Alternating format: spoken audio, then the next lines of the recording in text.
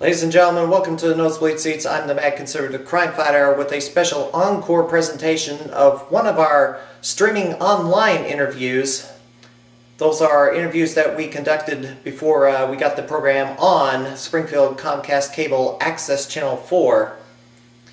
Back in October of 2007, Chris Lee went up to an NWA Midwest show to interview the gold standard Eric Priest, who recently wrestled his final match at All-American Pro Wrestling in Chicago in July of 2008.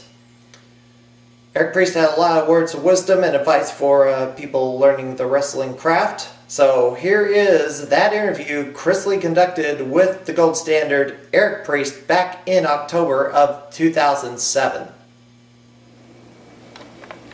Ladies and gentlemen, welcome back to the Nosebleed Seats. Once again, thank you guys so much for joining me here. You guys obviously have a lot of stuff to watch. I am Chris Lee. The man sitting next to me needs no introduction, but I will introduce him anyways. Eric Priest, the gold standard of professional wrestling. And that's so true. And like I was telling you before, Eric, you got so much respect from your peers, which is always important in any profession, know, whether or not you're good at it or not, not that you're not that good at it. I don't mean that. Hey, bro, where we going with this? That was a bad choice of words. But you get so much respect from your peers when your name's brought up in any kind of conversation with, what you've done in professional wrestling. How does that make you feel? It makes you feel very, very proud, and it's, in wrestling locker rooms, people are always nice to your face, and sometimes you wonder, hey, they're really that nice, about me behind my back, and so it's nice to hear that, and I honestly, I credit a lot of that is to my upbringing in the wrestling businesses. I was told, taught, be humble, be nice, be helpful, be somebody that people want to have, backstage, and if you do that, then you should have a good career. So now, a lot of people say, you're one of those guys that really talks to them about their matches and really helps them out and really guides them, in the right direction. Is that how you were brought up? And who kind of did that with you? A lot of people did that with me. My trainers, Ace Steele, Danny Dominion, even guys that. My peers, guys like CM Punk and Cole Cabana, when we were coming up, we would talk to each other. This worked, this didn't work. You should try this, you shouldn't try that. We didn't like this. Some of the people that a little bit kind of higher up in the food chain that really helped out were Chris Candido. I loved Chris. Of course, yeah. He was the kind of guy that would always talk to you about your match. He'd Shane Douglas is another one. Wow, Shane's taught me so much, and Shane's the kind of guy that will actually sit out there with a notebook without being asked, right. And he'll critique people's matches, and when they come backstage, he'll go over with them. And it's not like, wow. This was this, that was that. It was like, here's how you can make it better. Here's how you can make it mean more. And it's guys like that elevate the business. And not that I'm at their level by any stretch of the imagination, but that's something that I appreciate. And some people, I've trained some guys. I don't know it all, but I know a little bit, and if I can pass some of that on and make the shows that I'm on better, and if I see someone that's really trying, I want to help them out. And really, I'll talk to anybody as long as they want to be talked to. Right. If someone has no interest in what I have to say, I'm not going to force it on anybody. But, if a kid says, hey, walks up to me and goes, what'd you think? I'll tell them honestly, this is what you did right, this is what you did wrong, here's what you should work on, Everybody's always improving. Everyone evolves constantly. Even the top guys, national guys, are evolving constantly, trying to get better. Right. Well, that's a good deal, man. When did you become a fan of pro wrestling? I became a fan of wrestling. I can pinpoint. I actually don't know what the year was, but I can pinpoint the time. So I was a big fan of the A-Team, and I was a big fan of Mr. T. So one day my dad called me downstairs. He said, hey, look, Mr. T's on TV with Hulk Hogan, and it was right during, I think it was WrestleMania 2, right?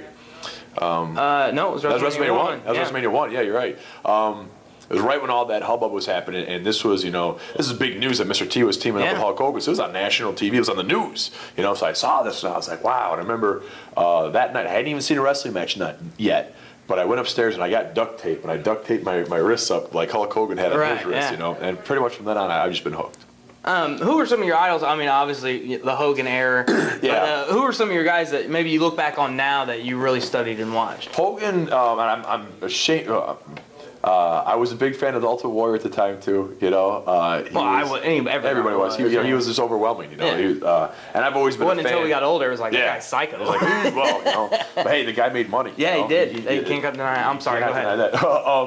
No, I've always been a fan of the bigger guys. So Hogan was pretty much my mainstay. But as I got a little bit older and I got away from the I want to see this superhuman guy destroy somebody, in all honesty, I really loved the that era where it was Bret Hart and Shawn Michaels and Kurt Hennig all vying for that Intercontinental title. Right. That was the matches I found myself really drawn to because of the storytelling. I love those eras just because, I mean, the career Shawn Michaels has had, and you get to look at it now, and you can just tell the stardom that's coming out of that. And a lot of people don't realize that, you know. Like my nephew, Devin, working the camera for us today, you know, he'll see Shawn Michaels and he realizes Shawn's great, but, you know, he doesn't see that character, that belt, and build it up. When you first saw these guys come out and they were doing the rockers and it was, you know, woo, and all this stuff, and I can still remember seeing, you know, Shawn Michaels kick Marty Jannetty in the face and put him through that plate glass window. One of my favorite moments. It was huge, you know, it was huge, and to see, you know, it is pretty cool to be able to see a character like that develop and the star come out. And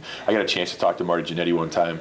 We were doing the XWF, me and Danny Dominion. We were a tag team down in the XWF, and you know, we had just finished shooting for the week, and they're having the after party. And I told him, I said, you know, I don't want to sound like a mark or anything like that, but I studied your stuff, man. I'm like, your stuff was phenomenal. And he's like, brother, that's not being a mark. And he's giving this big hug. He's like that, you know, it really seemed to make his day, you know. Now, you were saying, I mean, obviously you've done some work with the WWE just recently, actually. And I'm not going to, like, jumping on the bandwagon. We talked about this before you were even on the SmackDown deal. But you've had some work with the WWE and been around, obviously, the country. Have you ever met Hulk Hogan? Oh, yeah. And, I mean, how did that go? I mean, this guy obviously had a huge influence on your childhood. You know, the couple times I met him was earlier on in my career for the most part, so I was, you know, very intimidated. And I just walked up, like at XWF, I said it was backstage at Universal Studios, and I just walked up and politely introduced myself and thanked him for lending his time and his name to this company that at the time we really hoped was going to do something. Unfortunately, it did not, but it was a big deal to have, you know, Hulk Hogan's name attached to this promotion. And he said, no problem, bro. You know, nothing major. Didn't sit down and, you know, have drinks with him or anything like that. But, you know, I got to talk to him just for a couple of seconds, and it was, you know, he was very polite and very cordial, and I still do appreciate the time that he gave that company. When did you decide to be a pro wrestler? I think that night when I saw Mr. T on oh, really? I'm the kind of guy that when you get something in your head, I want to do it. There's not too much in my life, and I'm not trying to sound too egotistical, but there's not too much. If I set my mind to do it, I'm going to do it to some degree. I may not be the biggest star in the world, but, you know, I like to, you know, some people are like, oh, I want to do that. I'm going to go do this now. No, that was my focus. From then on, I was working out and listening to my Rocky IV soundtrack, and it was all in the hopes of being a wrestler someday. So I love the Rocky movies. Some of my favorite movies. Did you like Rocky V? I mean, you didn't like Rocky V? No, I did. Oh, I love the part where he gets off that semi and he's like, hey, yo, I ain't hear belt. Yeah, I ain't no belt. I ain't no belt. Hey, you Tommy, I ain't no belt. I love that. Sue me for what? Now, I'm one of the few guys that actually, I find something so unique about each one of the movies, and there's something you can take away from it. And I like to tell people that everything I learned about life and how to live your life, I learned from the Rocky movies. Really? Absolutely. Well, that's a good deal, man. See, if you want to train to be as good as Eric Priest, watch the Rocky movies. Yeah, this is before Rocky Balboa came out, but people used to always do that thing. If you could take 5 CDs to a deserted island, what would you take? If you could take 5 movies to a deserted island for the rest of your life, what would you take? And I'm like, easy, Rocky 1 through 5. Because each one of them is different. Good deal. And where'd you train at? And when'd you make your debut? I trained at Steel Domain under Ace Steel and Danny Dominion, alongside with CM Punk, Colt Cabana, Brad Bradley, Black Dagger, who's no longer in the business. I debuted, I want to say, either late 98 or early 99. I'm not big on dates. I debuted up in St. Paul Championship Wrestling, which was later dubbed Steel Domain Championship Wrestling. Steel Domain Wrestling, that was SD dub. And we even had a half-hour weekly television show up there. Oh, good deal. Now, what are some of your most memorable moments that really were special to you throughout your career? Obviously, I mean, you've had an amazing career. I wouldn't go that far, but everybody always says that. Every time I say you got an amazing career, everybody goes, I wouldn't say that. I'm not rich, and I'm not a household name. Yeah, so, that's a good point. But for me personally, I think some of my greatest moments or most memorable was the first time I did the underwear model gimmick. I think that was because it was a joke. We did it as a joke, and I ran with that gimmick for almost 8 years then. Wow. I don't know about winning the AWA title, but I've had a lot of memories. One of the biggest moments was I wrestled Jerry Lawler in New Mexico in front of 6,000 people. Wow. With Jimmy Hart as my manager. That was definitely a memorable moment. First time I wrestled in a WWE ring was memorable, and you know what, when I won the AAW Heritage title was very memorable because it was one of the first times I worked as a babyface. Oh, really? And really got over and got that reaction. When I won that belt, there was a lot of crowd response, and it really meant a lot to me, and I wasn't expecting it. Well, you're the current AAW Heritage Champion. Absolutely, also. yep. Yeah. Mm-hmm. What were some of your greatest accomplishments? Stuff, I mean, whether it be in the ring or just personal to you that has to do with the wrestling business. Greatest accomplishments for me are when I hear other wrestlers talk good about me. Mm-hmm. In all honesty, if I see something on the message boards and I hear another wrestler putting me over, that makes me feel good. It makes you feel like I've done something right, because wrestling comes and goes, promoters come and go, and a lot of times it's flavor of the month. You know what I mean? Well, this promoter doesn't like me, so he's not doing anything with me. So yeah, I really can't take that type of stuff too seriously, but it's the behind the scenes stuff that I do take seriously. That in all honesty, I trained guys for quite a few years, and most memorable moments are watching them wrestle, seeing them improve, and seeing them move on. That's what I hear a lot about you as far as your training goes, is you were the best trainer a lot of people have seen. And a lot of people were really upset that you moved on from that part of your career and you don't do that anymore, because they feel like you could add so much to the young talent if you were still training. That's what I hear a lot about you. Sometimes they say those who can't do teach. So, I don't know it You're all. You're putting yourself down, man. I don't know it all, but I have a history in acting, and wrestling is very much entertainment. Mm-hmm. So I feel like I've got a decent grasp on that, and I've been fortunate to be around a lot of people that know a lot more than I do. Yeah. So I've kind of tried to absorb that and then pass it on. So I really do wish I could still train. Unfortunately, for multiple reasons. One is it's unfortunately, and it comes down to money. Time is money. Yeah. And I work a regular job, and running a school is not a very lucrative position. So it's very hard to pay the bills and find it worth your time. And I am going to kind of ask you more of a personal question. Obviously, a lot of the message boards were making a big deal about your couple appearances. I didn't see you as a security guard. Was you on Raw? Yeah, I was on Raw. I didn't see. I tried to watch it a couple times. It was like a last minute thing because they didn't want to put me on.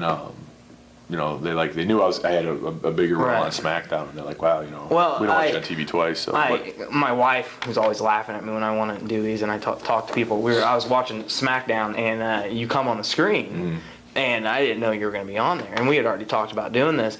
And I'm like pausing it. I'm like, honey, I'm like, look at this. I'm like, this is because I was telling her, about your career and stuff and what you've done and how much respect you got from people. I got to talk her into letting me do this kind of stuff. I'm sure you know what I mean. Yeah. Hey, I am. What, dude? That's what makes an important marriage. But anyways, you came on the screen, and then the guy pops out of the box, and she goes, I hope he doesn't bring the stripper to the interview. I'm like, I don't think he's going to. Yeah. But anyways, you've done that. And somebody had posted on a message board that you've had an opportunity to go to the WWE, but you've had other stuff in your other interests that you've wanted to follow. Yeah, no, that's not entirely accurate. No, I've never been asked. Oh, okay. All right. I don't know that I could say that I've pushed a lot. I don't know that my heart is totally into it. There's a part of me that would love to be on that stage and compete at that level. There's another part of me that says, that's a fleeting thing. A lot of guys that get in the business. You really look at it, there's very few guys that are in the business for long periods of time. Yeah. There's a lot of in and out, and I'm, at the time, still, I have a good life, a good job. I own a business of my own as well. Good deal.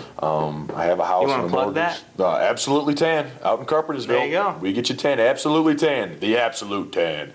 So I have a lot of things in my life that it would be very difficult for me just to pick up and go on the road 300 days a year. And I am married, and even wrestling at this level puts a strain on a marriage, let alone doing something like that. So, I don't know that I've ever fully gone after that. To really chase that dream, it's kind of been, 3/4 hearted maybe. Yeah.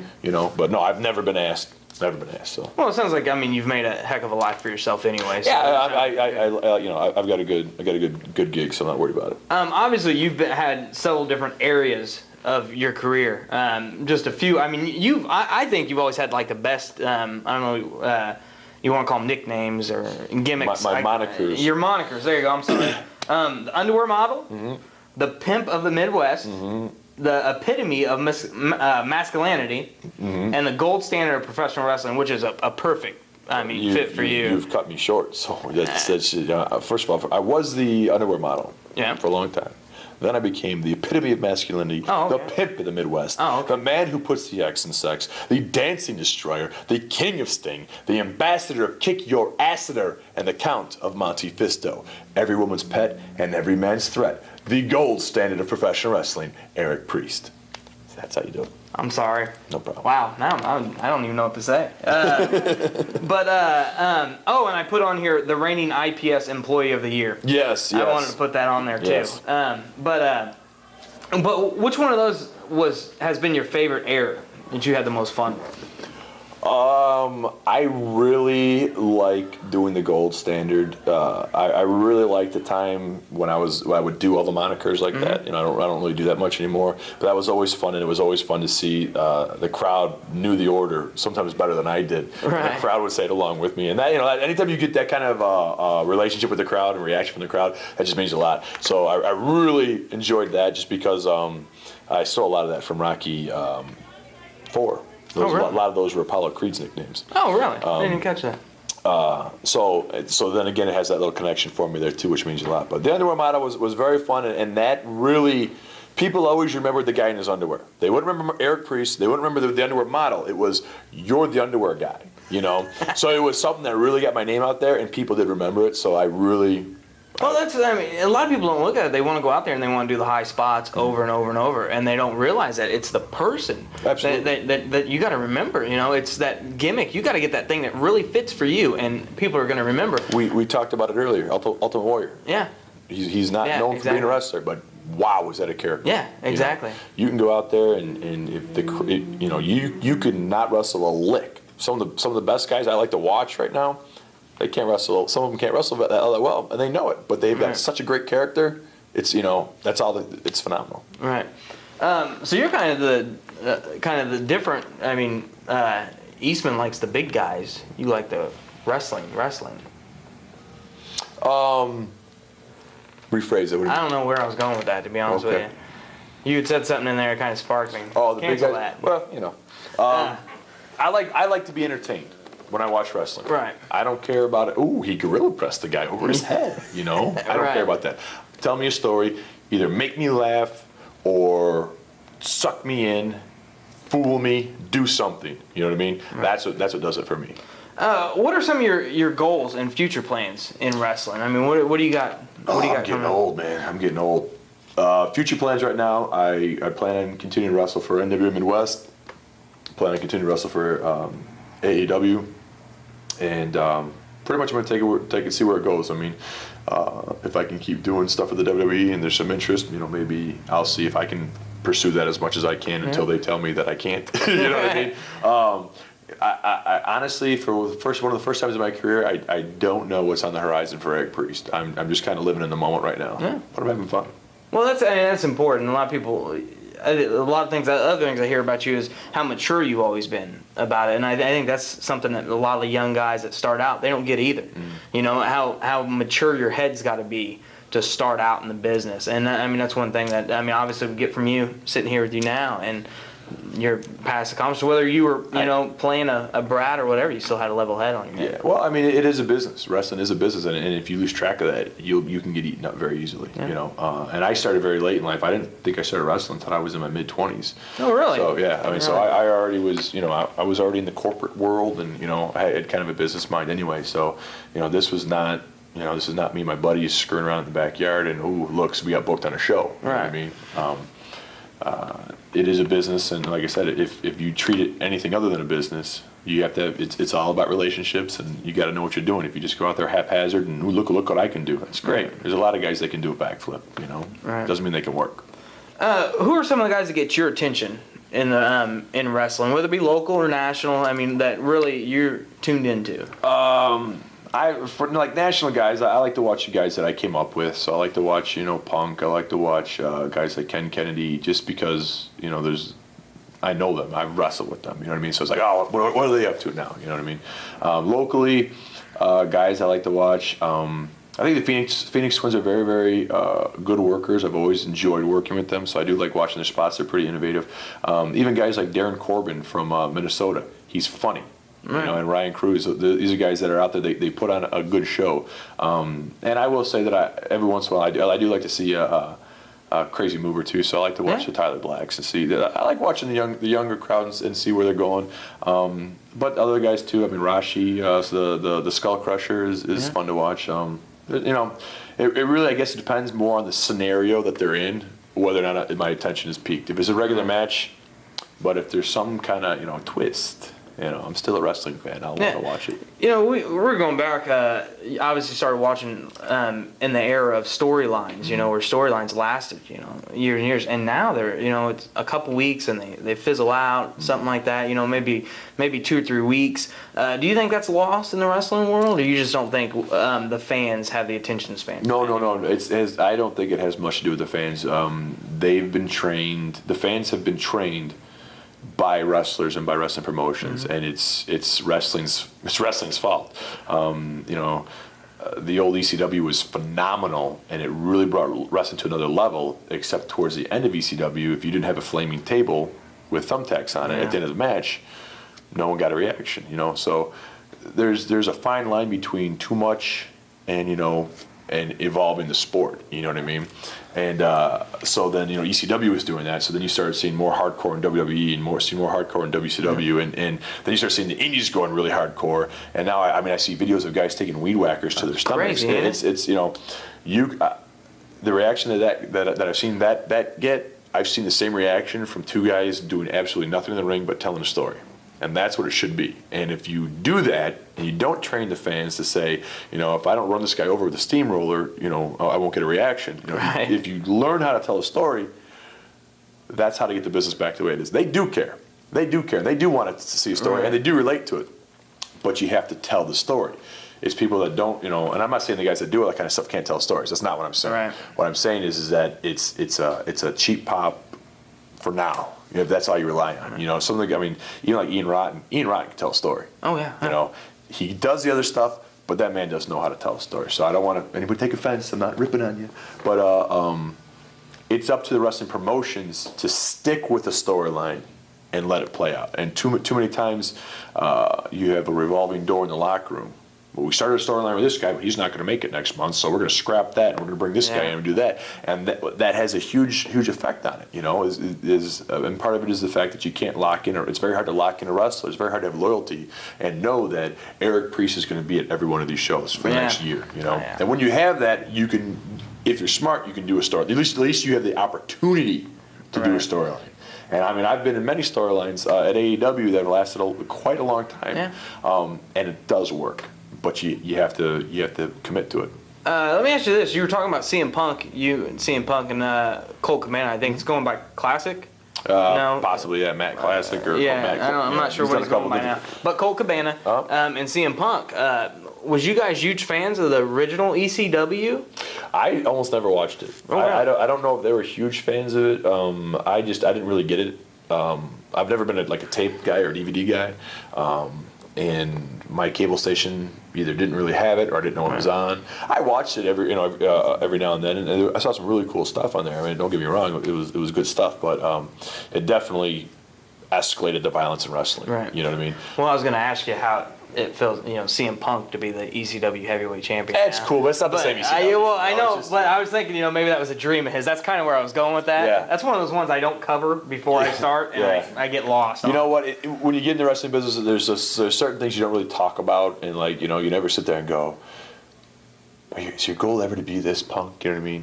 Would you want to hold that belt? I mean, it's from a fan's perspective, you think of it as, well, that's got to be so cool, and it is to an extent. But as a wrestler to a wrestler, that's I would. This is not something that I would bring up. I'm sure. I mean, what it's nice for him, as I'm sure, is that it's nice to know that the company has respected him enough to put that strap on him. And he's a very talented worker. Yes, he is. Yes, he is. I had a friend of mine just recently attended an AEW show, and he told me that it was like watching a TV taping. It was production so values flawless, and it was fantastic. So congratulations to all the guys at AA Wrestling. And make sure you check out AAWrestling.com and MidwestWrestling.com, two of the best wrestling websites out there. I think both of those companies set the standards for websites. Chris Lee, Eric Priest, thank you once again, man. I really appreciate it. No problem. Thank you. You guys, thanks for watching Nosebleed Seats. I know you guys got a lot of other stuff to watch on the internet, so thanks for tuning in.